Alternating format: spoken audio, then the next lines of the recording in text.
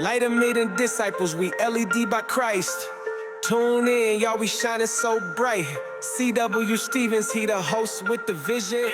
Bringing truth and light, let's complete the mission. And that's exactly what we're here to do. Welcome to the BeLED podcast, where faith meets culture and discipleship shines. I'm your host, C.W. Stevens, and it's time to get led. Every journey begins with a spark. Every disciple is called to shine. This is the BeLED Spotlight. C.W. Stevens, he the host with the vision. Bringing truth and light, let's complete the mission. Lighter made disciples, we LED by Christ. Hey, what's up, BeLED family?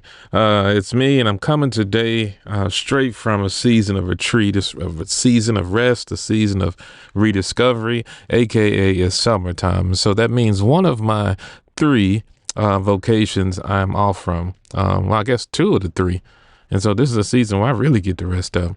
If you don't know, I'm not only a minister of the Avenue G Church of Christ, but I also teach Bible. And I'm the IT director for a small private Christian school here in Temple, Texas.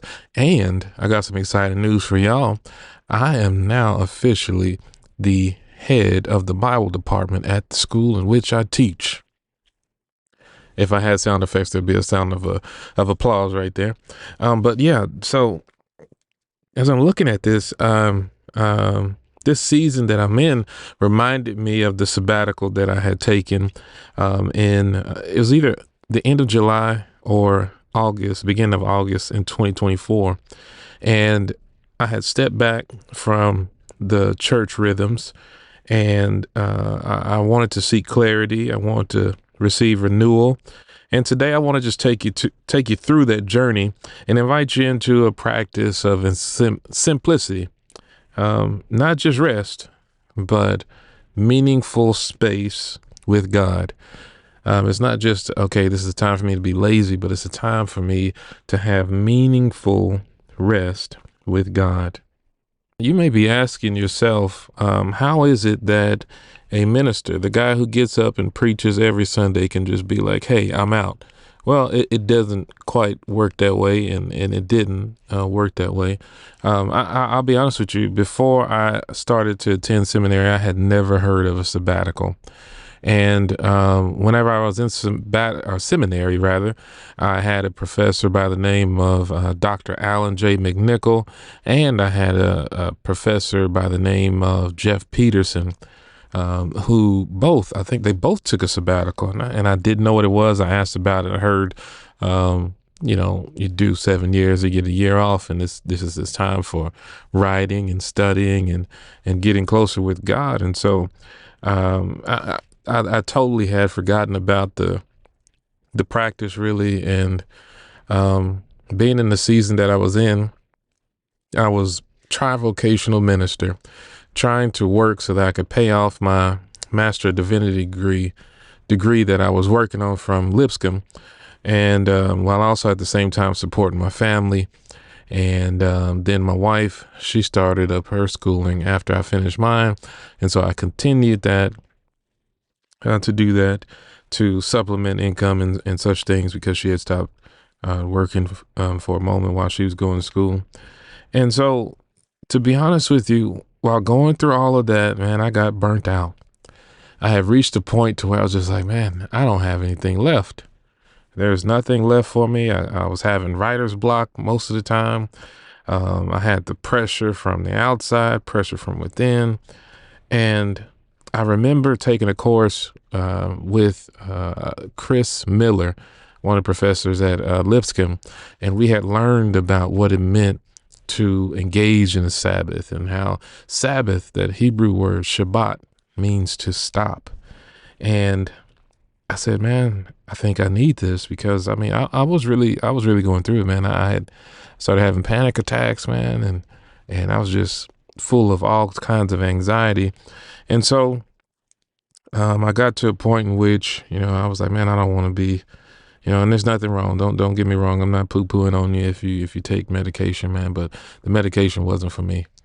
I tried, my doctor gave me Lexapro. It made me dizzy. caused this weight gain that I'm still really dealing with right now. And I didn't even take it that long. And just being totally transparent with you, man, I just was like, God, if you can't fix it, then it won't be fixed. And so I talked to my wife. I talked to, other people that I look up to, mentors and things of that nature. I said, what do you think about this? What if I ask for a sabbatical? Because I'm like, if I don't do something, I'm going to physically be stopped, AKA die. Something, I felt like something bad was going to happen to me. And so I began this trek of asking for a sabbatical. I presented to the servant leadership at our church, and I just told them exactly what I'm telling you now. Like, I need a break. I've been going for 7 years straight, and I mean, this is no days off. Like, every day is a work day. Every day is a work day. There is no days off. There's no weekends. There's no vacation. It was just go, go, go. Trying to establish this church that we were planning, trying to set things in motion, and God had blessed us, to do what we need to do, but it was just a lot at this time, And so what I did was I engaged in the sabbatical journey. They said yes. God moved their heart to say yes to what it was that I was asking, and I was shocked. I was shocked that they said yes, and I was even more shocked that they said, you know what, while you're away, we'll still continue to support you and your family. And I was given the opportunity to take a sabbatical, to stop. And so what I decided was, I said, now, because I know if I show up to the building, I'm going to just continue to work. And so I took some time and I began to go from church to church and worship in these different places and be poured into. And I want to be intentional about the places that I was going to. I want to make sure that I was seeing different things and learning new things, while at the same time being poured into and allowing my children and my wife to see things that they had not seen before, and to have different men of God pour into them from the pulpit as well. And so we began our tour, I guess you could call it a tour, a sabbatical tour of going to church. And I just want to share some of the places that we went with you, just to share what we saw and what we found while we were out on our sabbatical journey, because really, when you think about it, as a family, when you have a minister or with a wife and children, he's not the only one that's in ministry, but the family is engaged in it as well. And so, yeah, they had a chance to take a break as well. So let me tell you what I did, because I had already set myself up, not for failure, but I set myself up with some speaking engagements right at the beginning of my sabbatical. I first went to go preach at a couple of different places. I preached first at the Salado Church of Christ. Then I preached at Impact Church. I preached at Northside Church of Christ in Temple, Texas. And I also preached at Welch Street Church of Christ as well. And so I had those 4 different things that I was doing. And I was asking myself, am I really taking a break? Am I really stopping if I'm still preaching there at the beginning? Because it was I did all of those in a really short window. But at the beginning of the sabbatical, it didn't feel much different from before. I knew that I needed rest and reprieve, but I also wanted to honor my commitments. And so I did that first to make sure that I didn't just call somebody up and say, hey, I know said that I'm coming, but now I'm not coming. I didn't want to do that. And so the first place where I worshiped was at the Western Hills Church of Christ. And my good friend Scott Meyer over there, he is a great friend. He is a great father, great minister, and a great man of God. This man, this brother, he has opened doors to me.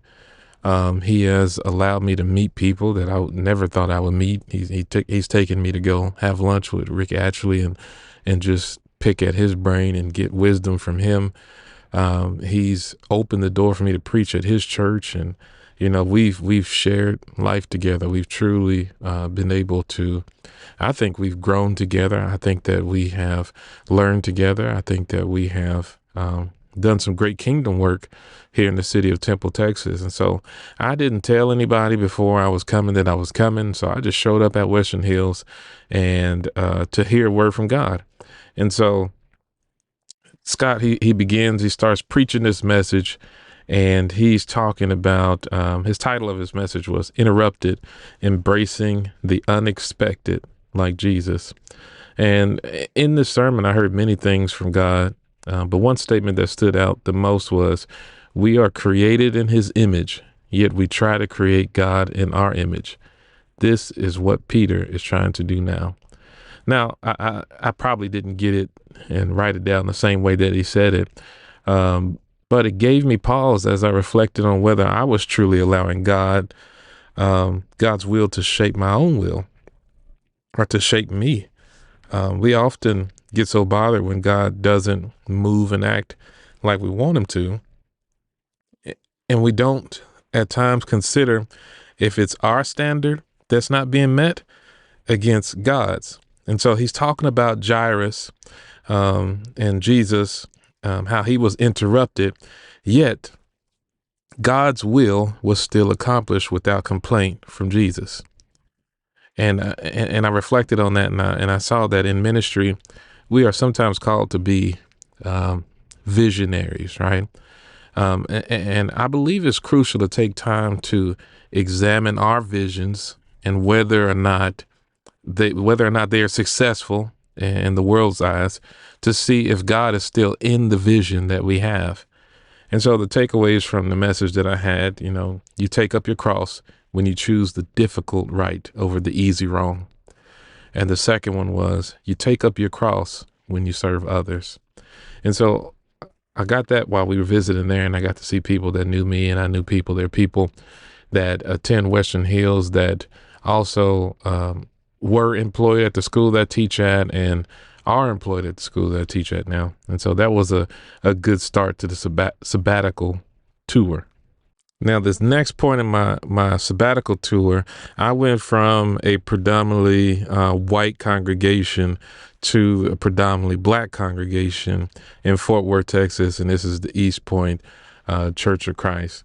And the minister there is Chris Dardar, and I've always admired him for his efforts, for his rhetorical ability, for his enthusiasm, for his spirit-filled messages. And so I was like, I'm going here. But before this time, I did say earlier that I didn't call, but I did message Chris to make sure he'd be in town, because that dude is busy. He's all over the place doing gospel meetings and evangelizing.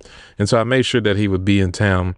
And so from the moment that we came to this place, man, it was love from the front door to the back door. The people who were welcoming, the welcome team, ushers, as we call it in some places, the members were so full of love, man. The church was encouraged to get up from their seats and love on each other. At the beginning, they gave these visitor bags that were so well put together and so well thought out, and they include these books that made one think, what am I doing with my life, right?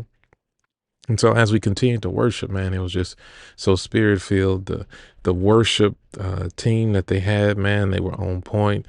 And the daughter that got up to preach was not the daughter that I knew. And I'll explain what I'm saying whenever I say this. Chris, whenever I first met him and first was acquainted with him, I think we were young adults. Yeah, we were young adults. He was at Southwestern.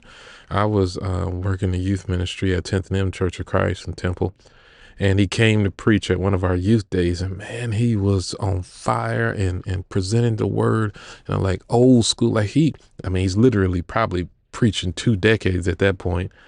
But this daughter that I met this time when I went to East Point was not only the daughter that was full of spirit and that was hooping and doing the things that you see in traditional black churches, but now this daughter had added on to his attributes, the attributes of a theologian, the attributes of a teacher.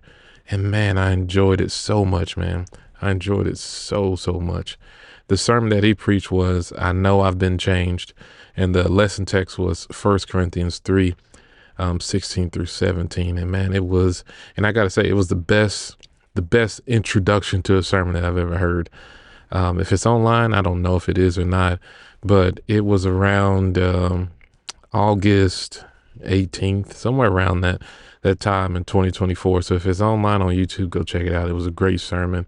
He had great visuals that showed what the temple looked like, and he made correlations to this, that, and the other. But one thing that stuck out to me was after worship, a lady that we had just met was there sitting behind us, and she had complimented me and my wife on our children. You know, they were well behaved, and she asked us what we were doing there, and I said, you know, we're on sabbatical right now. I'm taking a break, but we are also there. We're going to take our kids school shopping to get some clothes, you know, because we do that every summer. And she comes to us and she hugs us and she shows us love. And we're going to the car, and I'm putting my stuff in the back. I'm putting my bag in the back with my Bible and stuff. And she comes and she gives my wife $100 and says, help your kids or buy some clothes for your kids to go school shopping. And I'm just like, oh, it's crazy, you know, but this is the type of love that's present. And I believe this to be the case. I believe it to be a fact. You can tell what the attitude, what the heart of the minister is based on the people. I've seen that. I've preached in many different places, visited many different churches. You can tell how the preacher is and who the preacher is based on the type of people that are in the building, right? It's like when you see a sports team, and the players usually reflect the type of person the coach is. After a while, the coach, or the preacher in this instance, rubs off on the people. And man, what's been created, the environment that's been created from the time that they used to be, I think, the Stop Six Church of Christ, to now them being the East Point Church of Christ, man, go visit there. Go visit there and see. I don't need to say anything else. Go visit there and check it out. See if I'm lying. And anyway, let me the takeaways that I had from his sermon was, you know, the spirit, it convicts, it collaborates, and it connects. The spirit will always do its job. Always. So the next place that we visited, or the next one that I remember from the sabbatical tour, was going to, well, initially we planned to go to Belton Church of Christ. I had some folks over there that I knew of, but the time that they worship was different online. Then I guess they had just changed the time of worship, and so we were already late to that. And I'm scrambling. I'm like, okay, where are we going to go? We need to go worship. Most places have already started already. And so I ended up going to the Church of Christ in Rogers, Texas, where a friend of mine, Kendall Washington, preaches. And man, it was a pleasant surprise. You know, Rogers, Texas is a small Texas town, a tight-knit community. But what I found when I went to this church in Rogers was it was a church that was mixed race, right? Two churches that were small had come together to make one congregation. And I believe, if you know me, that's what I'm passionate about. The gospel lacks power if it cannot overcome what the world has created. God has already torn down the walls of hostility. And so if the gospel can't cause people to come together who are black, white, Latino, Asian, Pan-Asian, whatever, if it can't cause them to come together and be able to worship together, then the gospel has no power at all. And so to see that, you know, reflected in this congregation, I thought it was powerful. You know, in order for environments like that to work, I mean, to be real with you, and because it's the only way that it's worked at Avenue G. In order for an environment to work to where you have black people and white people and Asian people and Mexican people like we have at Avenue G, the only way for it to work is that you have to die to self. You have to die to self, and you have to have grace, because everybody's not always going to say or do the right thing.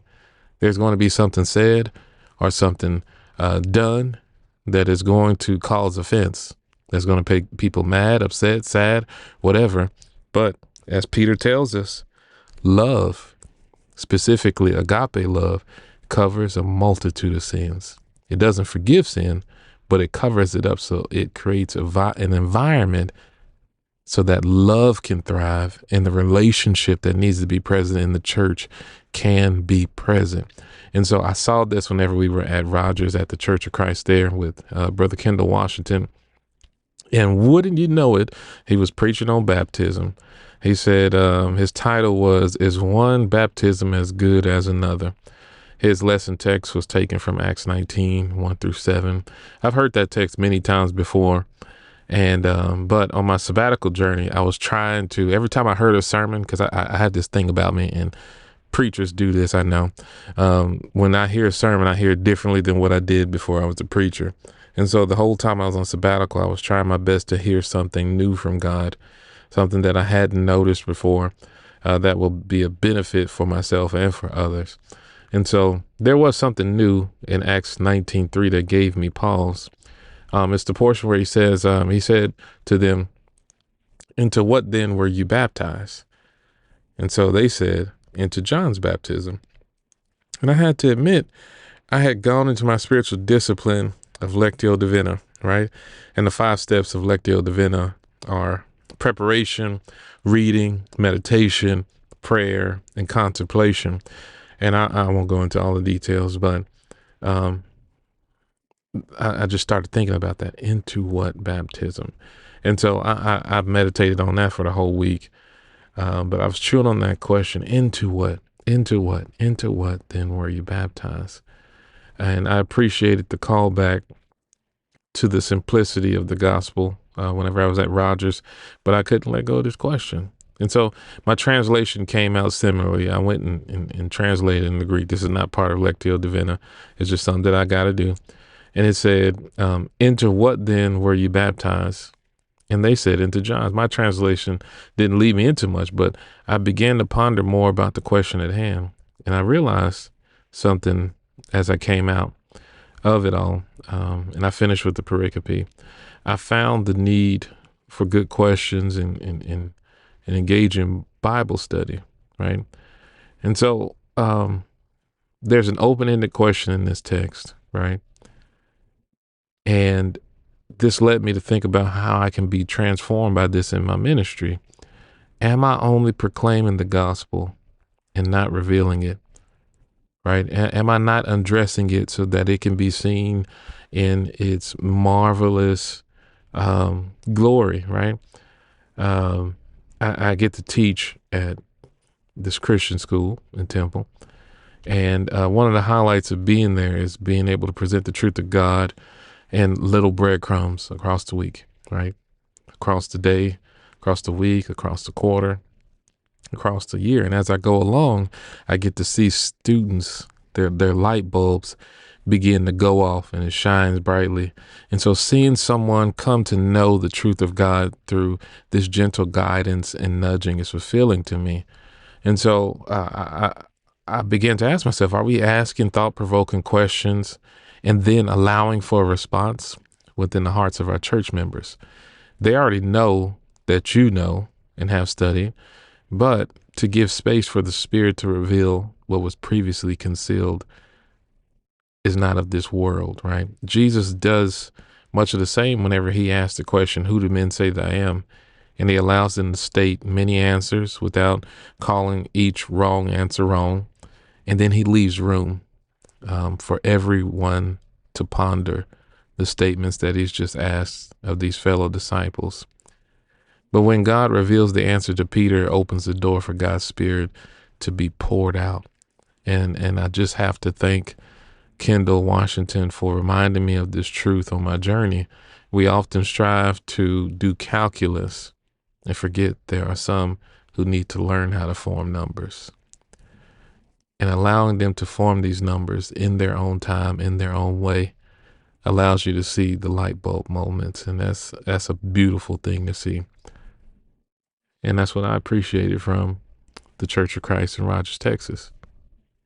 And so next, I popped up at my mentor's church, my brother, my fellow classmate at Lipscomb Brother George Williams at the Church of Christ at Austin Eastside. Let me say it right. The Church of Christ at Austin Eastside. And so I respect this man. I have much love for him. And so once I got there, I knew I was going to get a powerful message. One of the most impactful messages I took away from that Sunday centered on the importance of giving and preparing oneself for God before worship, right? I had to be reminded of that because in ministry, Sunday, it is a hectic day. It's like a work day. You're trying to make sure that worship is going according to plan. You're trying to make sure that the liturgy makes sense, aligns with the message that you've received from God. And so the idea that giving is not just a physical act, but a form of worship itself, it resonated deeply with me. And so Brother Williams talked about how giving is worship, how we need to be preparing ourselves for worship and the practical steps that he outlined. And then he was also talking about how is what I give worship, right? So giving, whether it be our time, our money, ourselves, it's a tangible way to honor God. And in Proverbs 3:9, we see that it emphasizes that giving should be from our first fruits, signifying the weightiness and the importance that we place on God. The story of Abraham's willingness to sacrifice Isaac in Genesis 22, 1 through 13, it illustrates the depth of our worship through sacrifice. If God holds weight in our life, as God is important, then we ought to be willing to sacrifice for him. Even if we are not in a position to give as much, 2 Corinthians 8:12 assures us, and we see also that God is comfortable with us where we are. It's not about the amount, but about the heart behind the gift. Giving is also a test of our love, as we see noted again in 2 Corinthians 8:8-9. And so from being there, man, I just got to glean some more from a man that I respect and learn a bit more about how I prepare for worship. And so I got to go to Central Union Church of Christ and I want to say Nolanville next, where Brother Keir Brady is the minister. And what I saw from their congregation is a thoughtful organization. That's what I saw. There are a lot of people who have the gift of administration there, him being one of those people. And I just got to see, again, the importance of paying attention to the details, the importance of making sure that everything is aligned and set in place. And he, like myself, is he's a bivocational minister. And so that takes attention to detail, and it also takes planning and relying on others in order to make sure that God's will is accomplished and that the church is what it needs to be. And so at this point in time, I had taken a whole quarter, and I didn't go through everybody that I visited, but at this point in time, I had taken a whole quarter off, a whole quarter they gave me to have a sabbatical, to be with God and to hear from God and be allowed to grow in him, capital H him. And so when I was done with that, man, I got the opportunity to go and preach at the Western Hills Church of Christ. And I was so full, man. I had done something that I hadn't done up until that point, because I like to go through passages, pericopes, and preach. But I chose one scripture, and they invited me to preach one scripture, one verse rather, Matthew 16:18, and it was titled, "Be the Church." And I thought it was a great message. I don't know what everybody else thought, but I thought it was a great message about what it meant to be the church. While I was on sabbatical, I had began to read a book called Exiles by Preston Sprinkle. If you have not read that, you need to read that, especially if you are an American Christian. You need to read that book. It's important. And so that happened on September 15th of 2024. And I was basically just challenging the church to be the church, not simply follow culture, not simply to follow politics, but be the church. Jesus proclaims in that passage or that verse, "Upon this rock I will build my church, and the gates of hell shall not prevail against it. When he makes that statement, Jesus is not talking about a building. Jesus is talking about the ecclesia, those who would be called out of the polis to influence the greater polis. They will be called out, but they're not called out to be separated. They're called out so that they can get the message and take it back to the polis and influence it and change it and transform it. Are you being the church? Is there something that's stopping you from being an influencer? Not social media influencer, but a Christ influencer. What is stopping you? Are you doing too much? Do you need to take a break? Do you need to stop? It might be time. This might be your sign. We need to stop. Shabbat. Sabbath. The light shines brightest when we see things through God's eyes. Now let's shift gears and talk about how faith meets culture. All right, we're talking about where faith meets culture, man. And at this point in time, man, we got to take a real good look at how we have Sabbath versus hustle.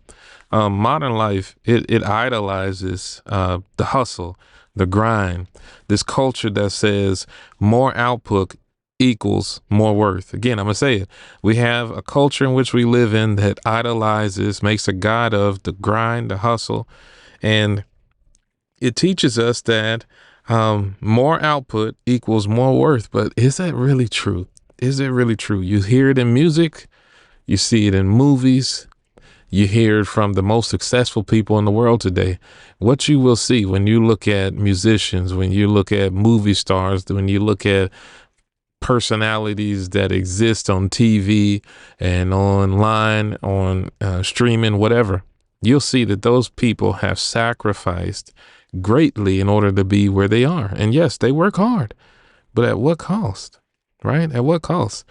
Let me tell you, sabbatical is radical, right? It's different. And aren't we called to be different in this world? We're called to be a different type of people.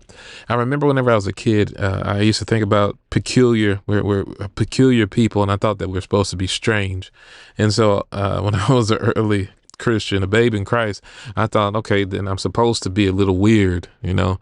But what that word meant in this time, because the words take on different meanings throughout different parts of history, but in this time meant that we belong to God.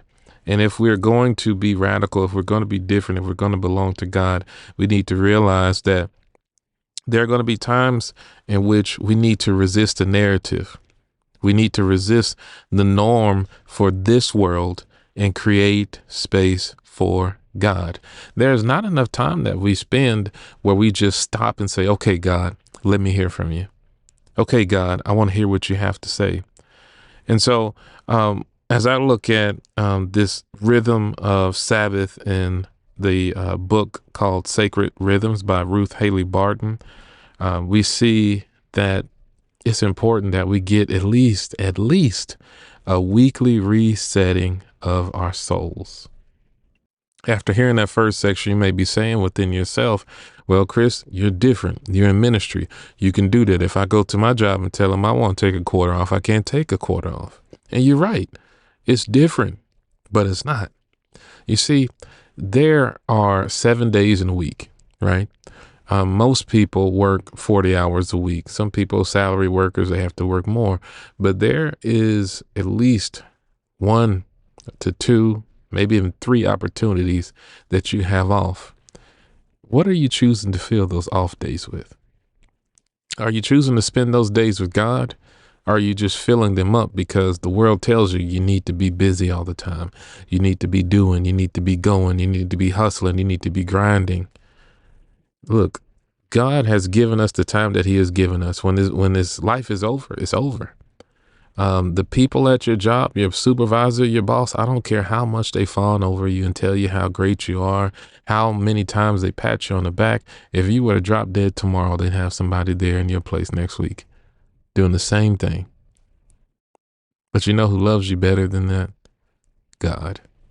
And maybe you do have an awesome boss, but I just want to let you know, there's one thing that I've realized in being bivocational and being trivocational, working 3 jobs.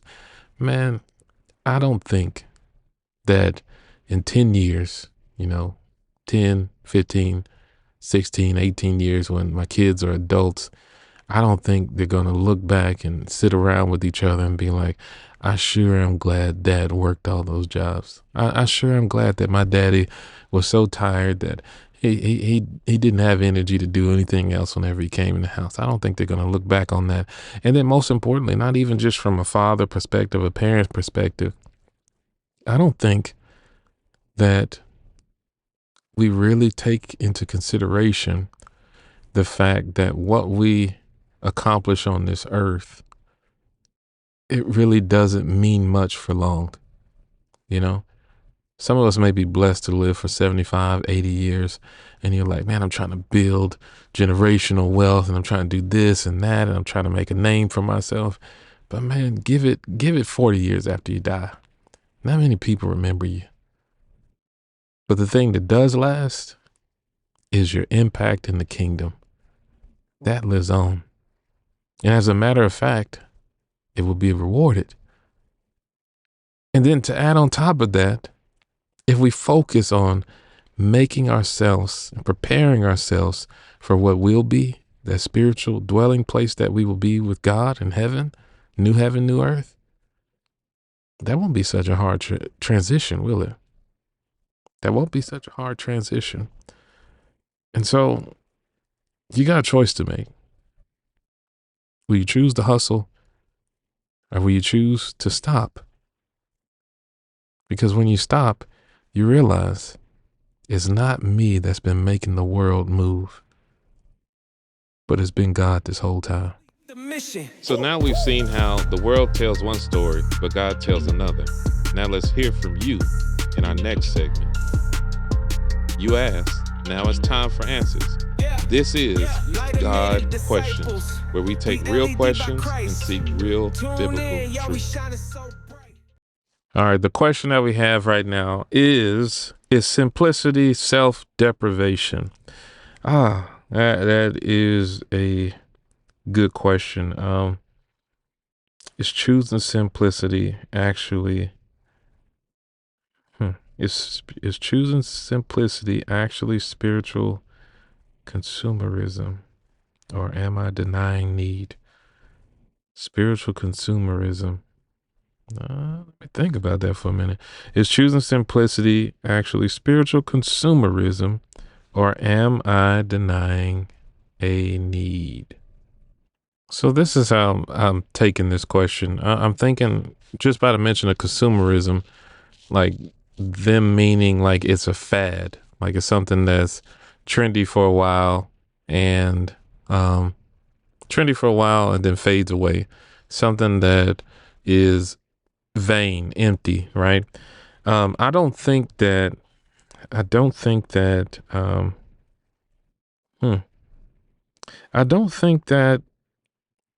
simplicity. I don't think that the Sabbath and Sabbath practices are consumeristic. I think that when you think about it in its simplicity, I think that it's just getting rid of the excess. We have been blessed with where we live, where we reside in this country that we live in, to have excess. We have a lot of everything. And so Sabbath allows us to put down the excess and to really, really trust in God's provision. I think that it is the freeing of oneself so that we can serve others more fully. I think that it also removes the temptation to make idols out of our wealth and out of our things, and even making idols out of control. But I think it changes into this consumerism whenever we say, oh, I'm taking a Sabbath so we can look spiritually cool or spiritually like the it kid, like, oh man, I'm so holy. Look at what I'm doing. I think it also is like a fad or whatever. If it's just another product or performance so that we feel spiritual without actually catering to our spiritual needs. And then also, if it's not something that we're doing that's going to help the body of Christ, the church, then it might be isolation, which isn't good for the church because we don't do Christianity alone. It really irks me when people are like, oh, I'm not religious, I'm spiritual. I don't do organized religion. In most cases, people that say that they just don't want to be accountable to other people, or they hate being in community with people. They don't like being in community or groups of people. But that's beside this point. That's not the question. I just want to throw that in there. But if I think that it's not, I don't think that it's a new trend or it's a new fad. It's something that people have been doing forever. And as a matter of fact, it was a part of the 10 commandments, the 10 words that God gave to Moses on the mount. There needs to be a point in time in which you stop. If we look at the 10 commandments, 4 deal with the relationship with God, and 6 deal with the relationship between human to human. And it's basically God telling us, hey, this is what you need to do in order for you to be the best version of a human being in my image as possible. And so I think that answers the question. I hope that answered the question. If not, send something back in and I'll try my best to answer it properly. I think I understood what was being said there. Basically, to put it more simply, if what you're doing in this Sabbath practice and withdrawing from the excess draws you to God and to others, I think that it's spiritual fruit. But if it isolates you, if it hardens you, if it becomes a badge that you wear as if you're playing Call of Duty or something, then it may be consumerism. It may be just the next fancy product, to be honest with you. I hope that helps. That was a tough one. Be blessed, be led. Great questions lead to greater faith. And faith, it grows when we practice it. Let's get to work in our final segment of this show. Discipleship isn't just what we believe, it's how we live. Welcome to Training in Righteousness, where faith meets discipline. So here's what I learned in my sabbatical season. My sabbatical, it taught me that simplicity is not optional, but it is essential. At some point, you gotta put down the excess so that we can focus on what is actually real. I know that you can touch it, you can smell it, you can see it, you can feel it, you can hear it. They seem real in this realm, but what's really real is what is spiritual. So I want to challenge you this week. Pick one area for digital, for physical, for relational. Be simple. Simplify it. Strip it down to the bare bones. And in those areas where you would usually pick up your phone, in those areas where you would usually find something else to do to fill up your time, in those areas where are those days where you're off work, instead of finding something else to do, spend that time with God. Listen to God. And you may be asking yourself, how can I listen to God? What can I do to listen to God? Open up your Bible. Meditate on what it is that you just learned in Bible class or what you just heard in a sermon. Just think about it. What did God say through the teacher? What did God say through the preacher? What can I glean from? What can I chew on this for a while so that I can gain more? God, give me something else that can be gleaned from what it is that I have learned. Faith isn't just something we talk about. It's something we train in daily. Keep growing, keep sharpening, and keep walking in the light. Thanks for tuning in to the LED podcast. If today's episode blessed you, don't forget to subscribe and send in your God questions. And remember, keep shining and stay led. Light emitted disciples, we LED by Christ. Tune in, y'all, we shining so bright. C.W. Stevens, he the host with the vision. Bringing truth and light, let's complete the mission. Light emitting disciples, we LED by Christ.